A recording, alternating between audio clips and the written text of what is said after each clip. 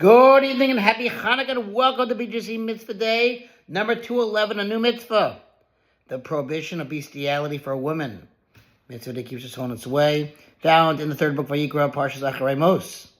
Says the verse, V'isha lo yisamo l'fnei v'hema l'riv'ah tevahu. A woman shall not stand before an animal for mating.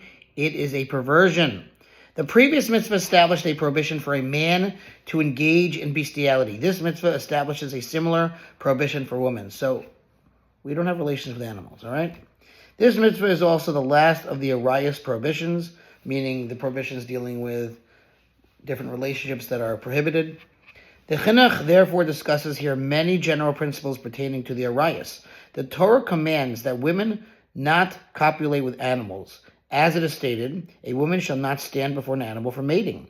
The Chinuch cites Sefer Mitzvahs to clarify the basis for counting this prohibition as a separate mitzvah, even though there is already a prohibition for men not to engage in bestiality. The Rambam of blessed memory wrote that this prohibition is considered a separate mitzvah in the count of the 613 mitzvahs and is not included in the preceding mitzvah, which forbids men from engaging in bestiality. The reason for this is because the prohibition for a man to copulate with an animal and the prohibition for a woman to copulate with an animal are two distinct prohibitions, i.e., they pertain to distinct actions. And without the explicit prohibition that appears in the Torah in the context of each one of them, one prohibition could not have been extrapolated from the other. Proof that these two prohibitions should be counted as separate mitzvahs. The Rambam brings a proof from that which the sages stated in the first chapter of Tractate Krisis in Mishnah 2 Aleph, 2a. There are 36 transgressions that bear the penalty of karis, excision in the Torah. And the sages then proceed to list them. Now, in the list, the sages count a man who copulates with an animal as one of the 36, and a woman who copulates with an animal as another.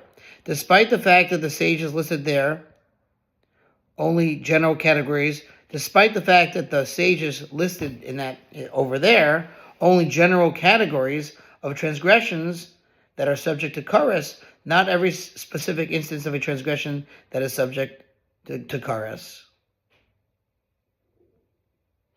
The fact that they nevertheless listed both prohibitions against bestiality demonstrates that these are considered distinct categories which should be counted as separate mitzvahs. Okay, so just pointing out how they're separate mitzvahs. The purpose of this mitzvah is included in that of the previous mitzvah, i.e., the prohibition of bestiality for a male.